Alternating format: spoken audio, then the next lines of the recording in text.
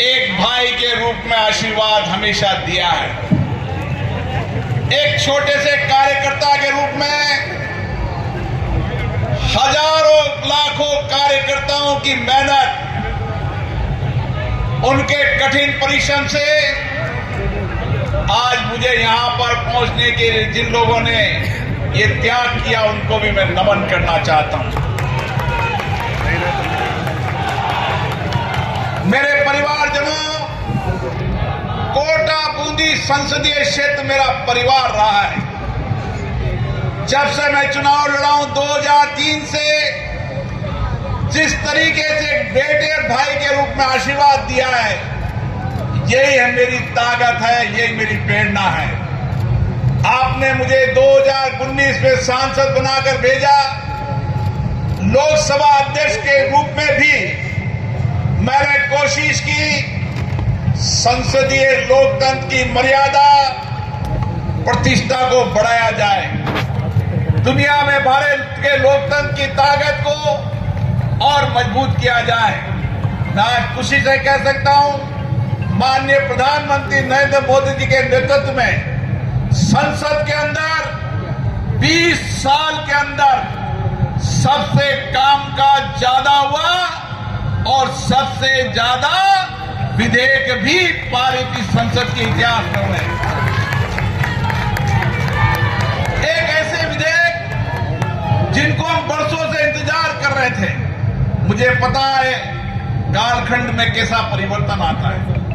एक कालखंड हुआ था जब 16 दिसंबर को इसी संसद के अंदर पवित्र बाबरी मस्जिद के नाम से निंदा प्रस्ताव आता है। उसमें लिखता है पवित्र बाबरी मस्जिद का निंदा प्रस्ताव आता है। और एक यही सदन का कालखंड था मोदी जी के कार्यकाल में, जिसमें राम मंदिर बनने के संकल्प का प्रस्ताव आता है। यह कालखंड के अंदर परिवर्तन है, युग के अंदर परिवर्तन है। साथियों, मोदी जी के नेतृत्व में जिस तरीके से देश आगे बढ़ रहा है, जिस तरीके से नए नए नीतिगत फैसलों से दुनिया में भारत की ताकत और इंफ्रास्ट्रक्चर से लेकर तमाम क्षेत्रों के अंदर जो नए आयाम हो रहे हैं, ये तीसरा काल मोदी जी का अभूतपूर्व और निर्णायक काल होगा, जो देश को विकसित भारत की राह पर ले जाएगा। मुझे पता है कोटा बूंदी की जनता का प्यार स्नेह मिलता था तो मोदी जी मुझे बहुत आशीर्वाद देते थे। और आज कोटा के विकास की बात करता हूं तो चाहे हाईवे हो, रेलवे हो, रोड हो,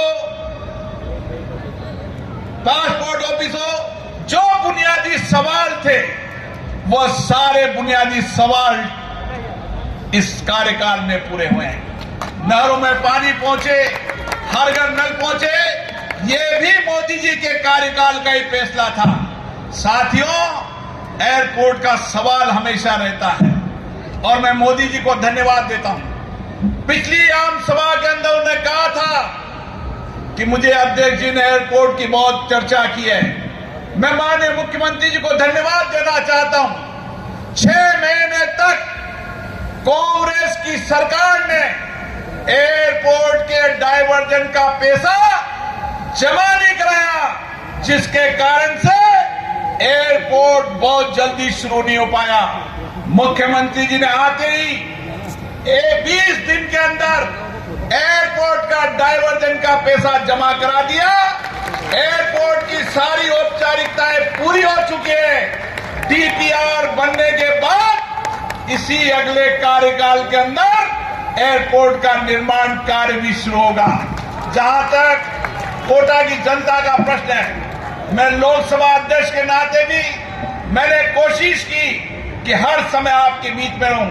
कोई भी आपदा हो, संकट हो, उसमें मेरी कोशिश रही कि मैं आपके साथ खड़ा रहूं। चाहे कोरोना का आपदा का संकट हो, सारे विश्व के अंदर कोरोना का संकट था, ऑक्सीजन की कमी थी, लेकिन मैंने प्रयास किया कि कोटा में कभी ऑक्सीजन की कमी कोटा में नहीं आने दी।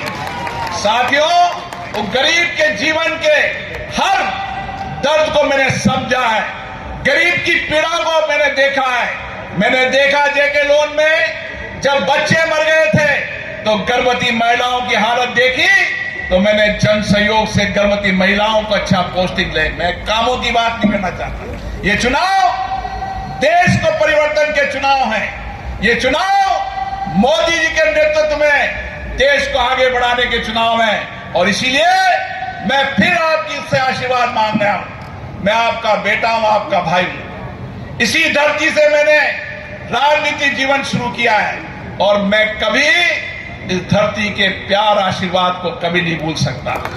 मैं जितने चुनाव लड़े, हर चुनाव में आपने मुझे प्यार दिया, आशीर्वाद दिया है, और आपकी आशीर्वाद ही मेरी ताकत रही है। और मैंने कोशिश की है कि आपके विश्वास भरोसे को कायम रखूं। मैं पुनः आपसे आशीर्वाद मांगने आया हूं। आप सब लोग आज बड़ी तादाद में मुझे नामांकन का आशीर्वाद देने आए, और 26 तारीख को पूरी ताकत से मतदान देकर हम नरेंद्र मोदी जी को तीसरे कार्यकाल में 400 से पार अधिक सीटें देकर लोकतंत्र में नई इतिहास रखेंगे। आप सभी को बहुत बहुत